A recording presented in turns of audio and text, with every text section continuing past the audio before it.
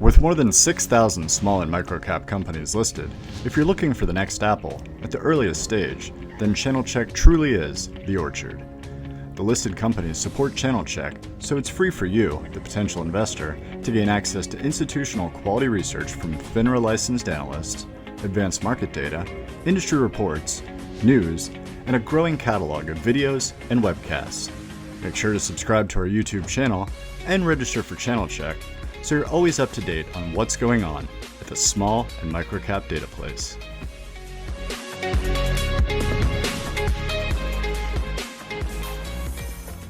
Welcome to the virtual Roadshow series presented by Channelchek. This Roadshow features Adam Berk, CEO of Driven STMH, OTC ticker symbol STMH. Following a formal presentation, he is joined by Joe Gomes, Senior Research Analyst for Noble Capital Markets, a FINRA-licensed SEC-registered broker-dealer, for a Q&A session featuring questions that were submitted by the live audience.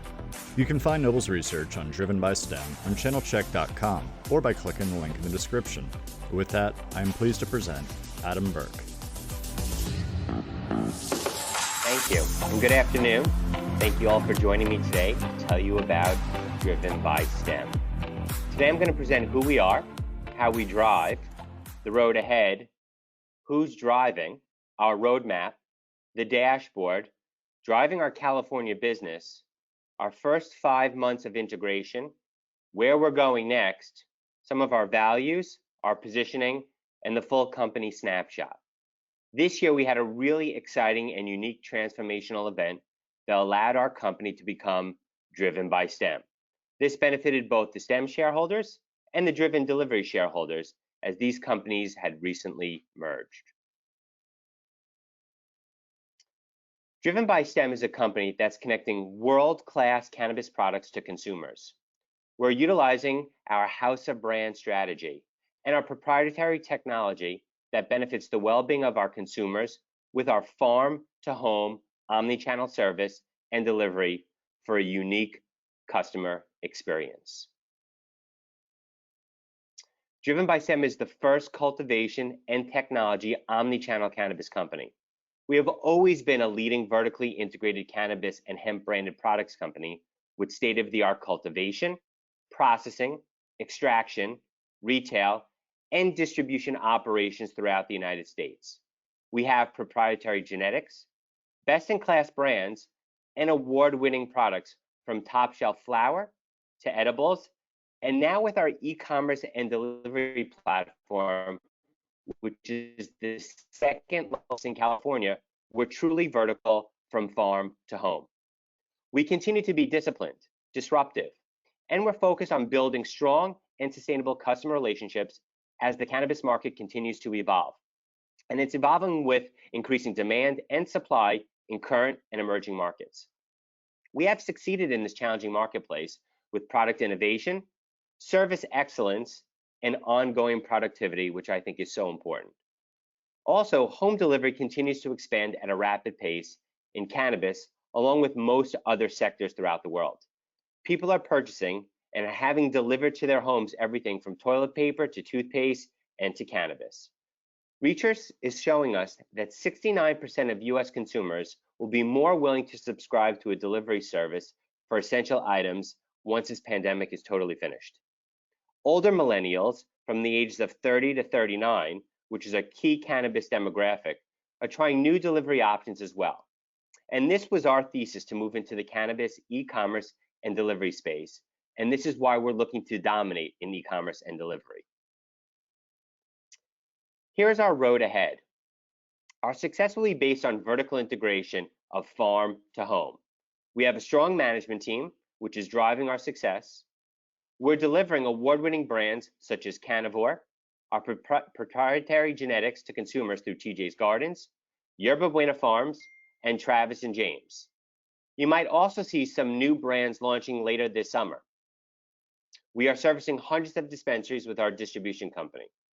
We have owned dispensaries, and we have delivery as a service now, which is serving millions of consumers in both brick and mortar and e-commerce. We have a breadth and depth in all operational markets, in-store, curbside, home delivery, which includes both express and next day. And here, who's driving our car? First, myself. I'm the CEO and chairman of the board. I created the first online patented food ordering system, which became Grubhub. So I clearly have the core competency to build a successful online e-commerce and delivery business. Ellen Deutsch is our EVP and our Chief Operating Officer. She came to us from Hain Celestial, where her tenure was over 20 years. She was the Chief Growth Officer, the Chief Marketing Officer, and held a ton of titles there. Next is Sal Villanueva. He's the President of Delivery and was the former President of Driven Deliveries, where he helped build that company into the second largest cannabis delivery company in California. Brian Hayek is the head of our compliance. He has his background from Qualcomm.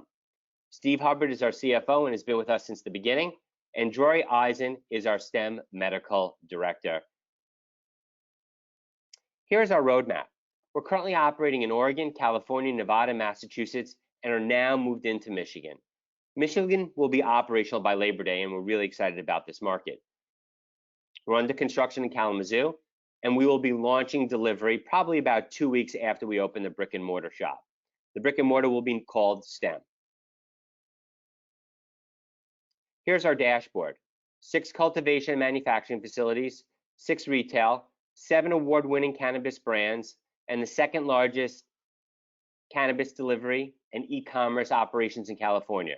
We're also going to be looking to add some additional assets to this dashboard, so be on the lookout this summer. Delivery, delivery, delivery. What more can I say? Driven by STEM has many competitive advantages, but by far the most important was our acquisition of Driven Deliveries. Once COVID happened and everyone in the world decided to change their buying behavior, online ordering for everything became essential. And I realized I didn't have 2 years to build an e-commerce and delivery business. I knew we needed to move fast and furious.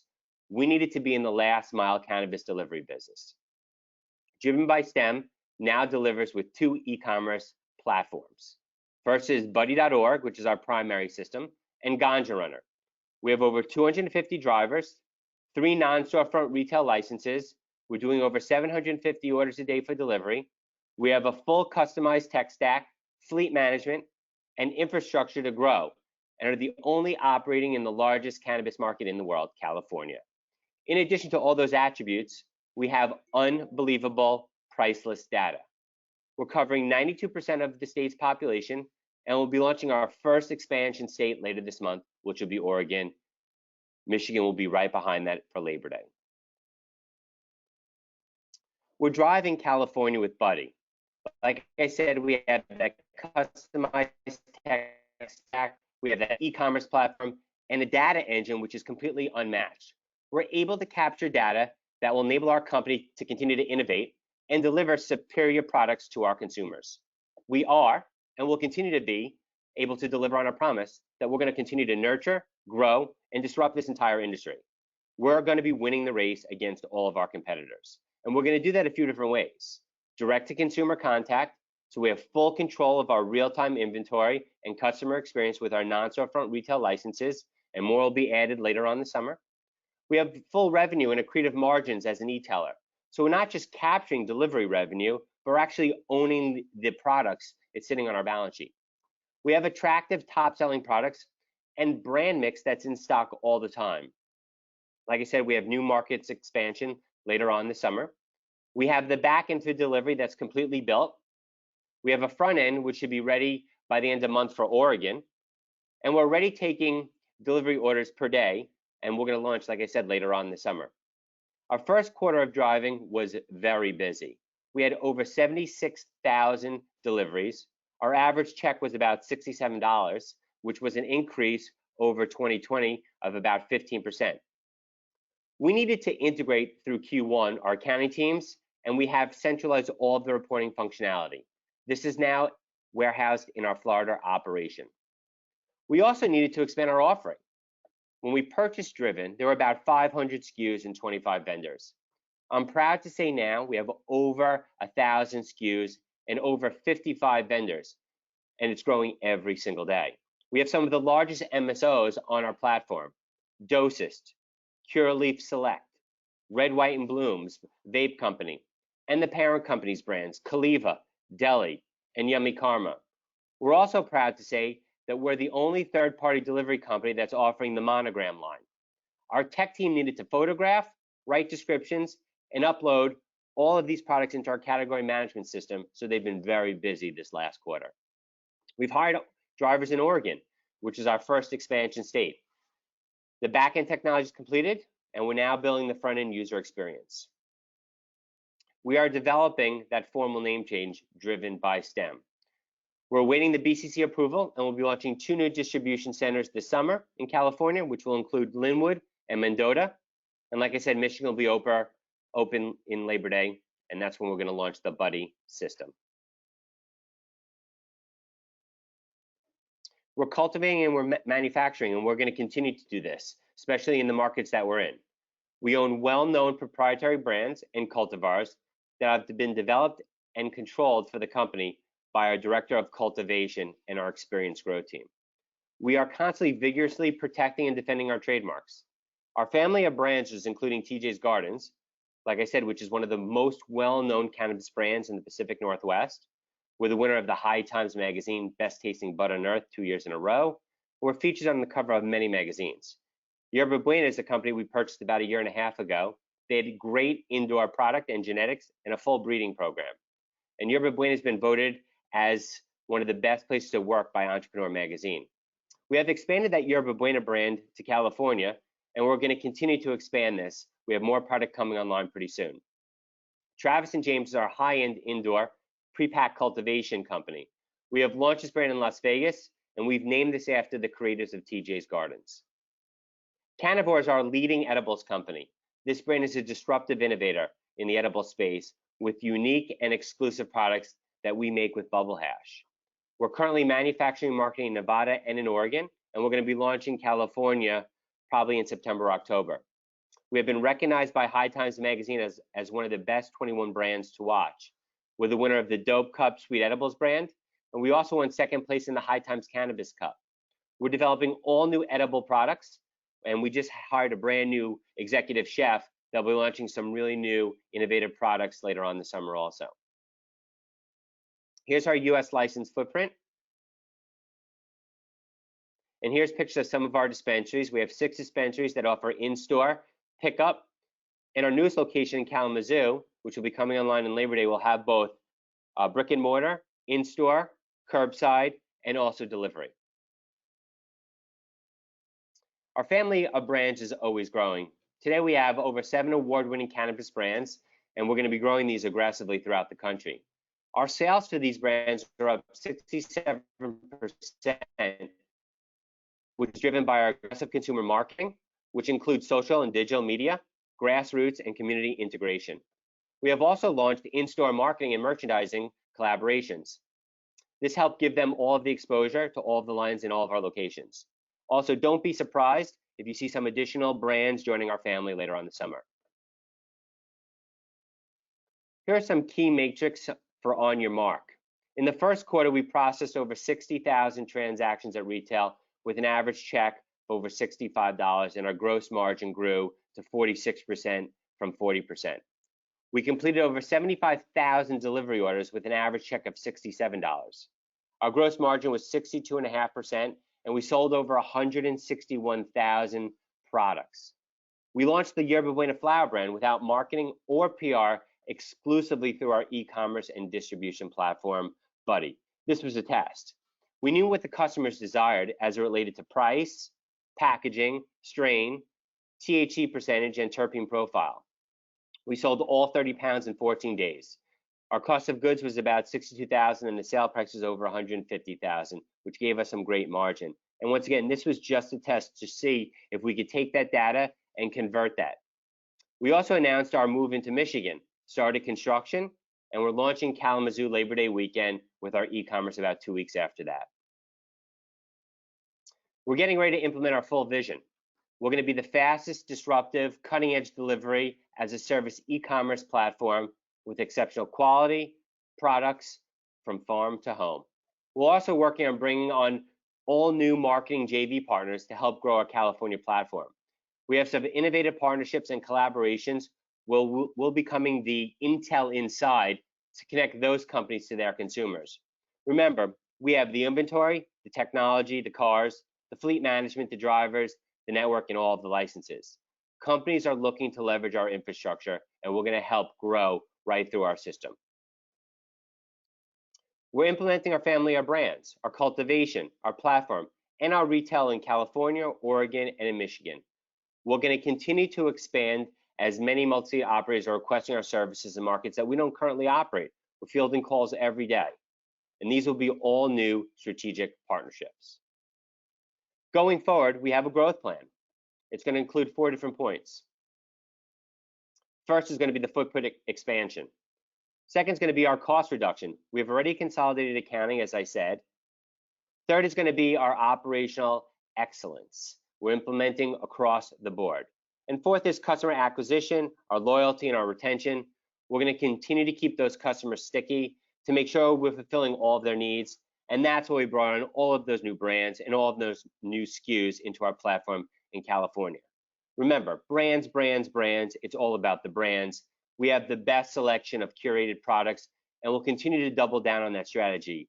We have what the customers are looking for. We take great pride in our values, and we're continuing to develop this. We are committed to our customers, our employees, our partners, our shareholders. Our team is committed to growing and marketing cannabis with the highest of standards for quality, ethics, and safety. We adhere to the highest standards in all of our activities and practices, including all of our sustainable agriculture and social responsibility in our operations. We're growing in no-till living soil at a commercialized level. We're also dedicated to social responsibility in all aspects of every part of our operation. We're committed to being a great place to work and have won Best Place to Work 2 years in a row by MJ Magazine. Our sustainable practices are prioritized at all of our facilities. As I said, we grow organically, reducing our waste and water usage, and we're promoting recycling. We have a sophisticated board of directors, which is dedicated to compliance in all aspects. We care about our communities, and we're supporting the Forest Initiative, which is a program that offers any adult children in need at no cost cannabis therapy since 2004. We're also donating to multiple community organizations all on the West Coast. Although there's been some movement in the last 5 months or so, our market cap's about 93 million, currently have about 10 million in cash on the balance sheet and about 3.6 million in convertible debt. Our ticker symbol is still on the OTCQX underneath STMH, and in Canada on the CSE underneath STEM. We have about 220 million shares outstanding. I'm Joe Gomes, the Noble Capital Senior Analyst who covers Driven by STEM, also known as STEM Holdings for now. Here are the questions I've selected from the audience, as well as a few of my own. So Adam, you mentioned that you were a founder of Osmio, the first patented food ordering company that became Grubhub. Can you give us a little idea of how that has helped you in the cannabis space? And similarly, from Osmio, you then went to the consumer product goods firm. Why choose cannabis? What was so intriguing and exciting about the cannabis opportunity that you saw that as the next step? Sure, and great question, and good to see you, Joe. I think that both Osmio and Hyde for Men operated in fragmented markets, and cannabis operates in fragmented markets, right? And for Osmio, I learned how to build the proper network. We learned how to add all of the restaurants to the solution, thousands and thousands of restaurants in 12 markets through the US with a complicated business model. We learned about connectivity to the end user. We learned about building that tech stack from the ground up and really creating a new user experience, and also having connectivity to the back end directly into those restaurants. We took all of that technology and knowledge and know-how and obviously applying it to this sort of industry, really putting together the proper SEO and marketing platform to have that B2C connectivity, which is so important. On Hyde for Men, obviously having knowledge of creating finished packaged goods, from formulation to packaging to labeling, all of that with compliance, making sure you sit on shelf. How do you get off shelf? How do you put together the right marketing plan for that? So really taking the best of both worlds of those two businesses and all of the values that I learned, and then applying it to this cannabis industry, right? And in the business that we're in, it's very complicated. We are dealing with an agricultural product with cannabis, finished packaged goods with extraction and edibles, working on labeling, figuring out what packaging the consumers want. How do we jump off the shelf when we sit on shelf? And when we're launching our B2C model, how do we get those consumers to come into our platform at the right price with the right sort of products at the right time? Great. So let's talk a little bit about that e-commerce platform that you've built here. What makes it so special? How difficult is it to replicate? You mentioned is part of the delivery. You've got drivers. Is there anything unique about the drivers that you have? Is this one of the questions always become is, well, can Uber do the same thing here with their drivers? And how difficult is it attracting drivers in today's labor market? Yeah, so let's start with that last piece. I think this labor market is very difficult in every aspect. It's not just the drivers, it's the growers, it's the processors, it's the trimmers, it's the bud tenders. It's very hard to bring labor in, but once you have attracted them, the key is to retain them, and that's why we have great benefits in place and make sure that we're incentivizing all of our employees. The Ubers of the world will not get into the space for now because their model is all based upon a 1099 model. We are a W-2 model. Okay, that's a very key distinction. So the Ubers of the world really have no interest in entering a business where they have to migrate their 1099 employees to W-2.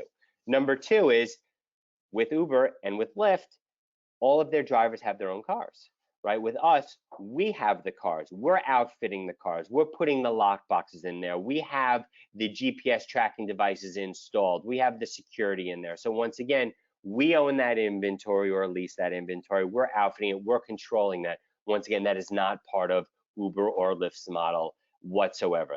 The last piece of that is having the licenses, right? So they would have to acquire a company like us to get those licenses. Obviously, there's a long road for change of ownership that takes a long time in all of these markets. So once again, I think there's a lot of barriers from that standpoint. As it relates to the tech stack, that was one of the things that really helped create the thesis of buying Driven Deliveries versus other smaller mom and pop delivery companies that were out there that were leveraging third-party technology that could easily be replicated. With Driven Deliveries, it's a full ERP system. So it does everything from bringing in the orders from the consumer, then tracking those orders through the system, having that connect through the inventory system, connecting into the state-run system, which is Metric. All of the drivers are run out of the system, their time, the cars. We're tracking mileage in here. It's a full-blown HR system in the back end as well. So every component is run from this tech stack, which no other delivery companies have that capability. Also, which we see a big forward focus is creating this brand buddy platform, whereby we have brands that are partners on our application where they'll create websites, and we're going to be that intel inside. That's what I was referring to, whereby a Yummy Karma, for instance, has their own sort of web page, but when you click to buy, it says powered by Brand Buddy. All that product is coming out of our distribution centers in our cars with our drivers direct to consumer. We have companies every single day that are saying, we're marketing to our customers, but we want to be able to activate them to buy. So we're integrating into all of those companies' websites now. Other delivery companies do not have that capability. That's once again why buying a company that has a customized tech stack that can build API into any system was crucial for me. Okay, thanks for that. You talk a little bit about the Michigan expansion, Labor Day, hoping to have the dispensary up and running 2 weeks later, the delivery platform. How much more are you looking in terms of opening dispensaries in the Michigan area? We're going to start with the first one. We needed a brick and mortar to make sure we could bring in the inventory to run our e-commerce and delivery platform out of. It's a great market that we're entering to begin with.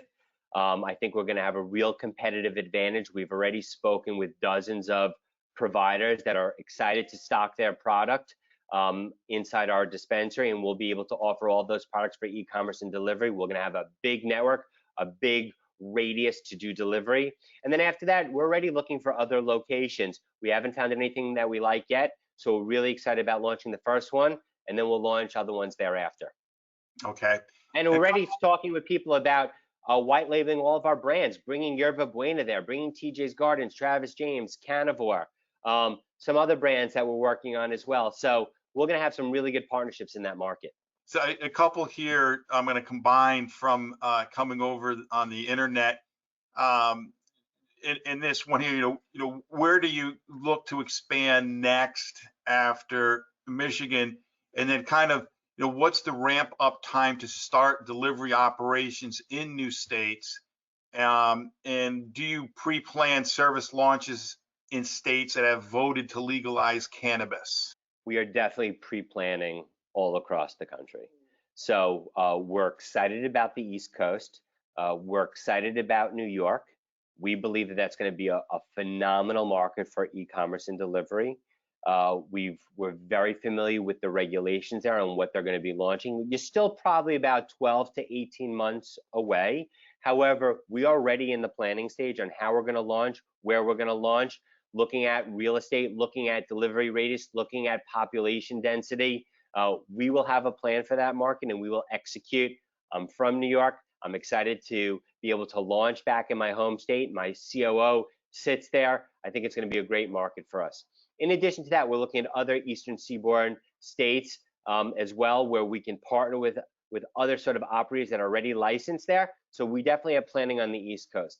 On the West Coast, we're going to get deeper in California. It's a phenomenal market. There's a ton of opportunity there. We're looking at all new technology platforms for payment solutions that we're seeing that we can layer on top of our solution and integrate in that will make the purchasing even easier. So once again, we're going to get deeper in California. There's some other West Coast states that we're looking at as well. But we like the mature markets. Mature markets mean for us that the consumer is ready to stay home, ready to log onto the web portal, and ready to purchase and have it delivered to their home. Okay, great. Speaking of expansion on the delivery side, you recently inked an agreement with Tinley's Beverage to do some distribution for them. Can you give us a little more detail on that? And do you have additional agreements that you're working on similar to that to add to the platform? So the answer is yes to the last part. We're working on a lot of agreements with a lot of different brands in a lot of different categories. Some big name brands, which we're going to be really excited to announce later on this summer or right after the summer.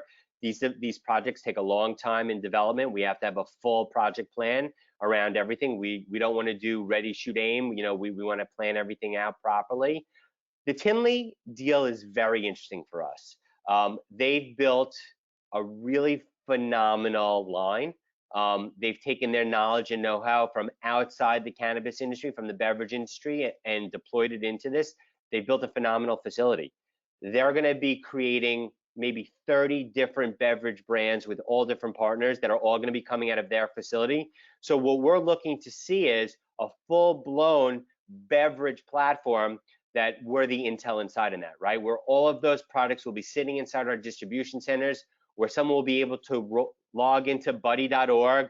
They'll click the beverage tab, and they'll see maybe 30 different types of brands of beverages, all that coming out of the Tinley facility, because they're going to be one of the only people that have the capability to really fill in an efficient way, and all those products will be sitting on our platform. Great. Another one from the audience. Is the company on track to organically meet the 75 million revenue target for 2021? Yeah, so I think we're on track to meet those numbers. We have a lot of exciting new marketing plans and JVs that we've been working on for a while here that probably will kick in later on this summer. And these are all massive integration partners, platforms that have 7-8 million followers that are looking to buy cannabis, but they can't. They go to a platform, they do research, and then they jump off and find products another way. Maybe they go to their dispensary. So we're gonna have some big integration deals that we'll be announcing later on this summer, which will drive a lot of revenue, top line and bottom line. Okay. And speaking of some of these deals you're talking about and some of the expansion, how are the needs for additional capital shaping up? Are you comfortable where you are? Do you think you're going to be looking for additional capital to help support some of these growth plans? As of right now, we're not going to need any additional capital for these specific growth plans. Obviously, we're looking at acquisitions every single day, right? A lot of companies are calling us looking for whether acquisitions, JVs. We're always have our eyes open, but to execute on our plan right now of what we have in the hopper, there's no additional capital that's needed. And a couple here, I'm going to give you some tough ones here from the audience now. On the stock price, one talking about, the stock was as high as $1.30 in February. It's been tanking slowly for the last few months. You mentioned shareholder support, but what is the company doing to help stop that slide in the stock price? They like what the company's doing, but just seem to feel that there might need to be some additional marketing efforts, I guess, trying to get the company's names out there. I know this is something that we're doing here today, but those are a couple of questions, from the audience. I don't disagree with any of those components. So we had a nice bump up in January. There's a lot of interest to what we're doing. People love the model. People love e-commerce and delivery. Everyone knows that's the future of not just this business, but every business. And you saw a tremendous amount of buying coming into our stock January and February. You're continuing to see a massive amount of liquidity trading 500, 600, 700,000 shares some days. We are getting out there. We are telling our story. We are putting in all new IR and PR programs. So we're continuing to invest in those sort of programs, which I think are very important. And that's why we have all of this buying. There was a little bit of overhang from the financing that we did. I'm not telling anything that anyone doesn't understand. Also, when we acquired Driven, they had some old legacy shareholders that had been around for probably 4 or 5 years. Some of them probably were looking to get some liquidity and sell some of their shares. I think we're starting to see some of it drying up, and I do believe that this is going to go higher. But as you can see, we had a lot of buying coming in January, February based upon our business model, and it spiked very quickly. That's when we did not have the Driven shareholders inside of our stock, the legacy ones. But once again, I think moving forward, we're going to be in a really good situation. Am I upset about the stock price? Absolutely. I believe we should be trading 2-3 times higher than what we're at right now. We should be in the $1.30 and higher range. And I think that we'll be able to move up here once some of these new IR and PR programs are put in place. But the shareholders can see we have been working behind the scenes. We have been out there on the phone, having calls, meeting with funds all over the world, speaking to high net worth individuals and family offices that can buy our stock. And that's why we're trading 700, 500, 400,000 shares a day, because people are very interested in what we're doing. And we have a unique platform. We have a unique value proposition that other people can't offer.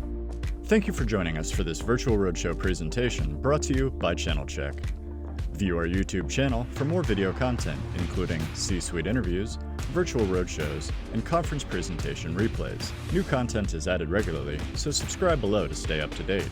Visit channelchek.com or click the link in the description to access equity research, news, and advanced market data on this and 6,000 other small and micro-cap companies.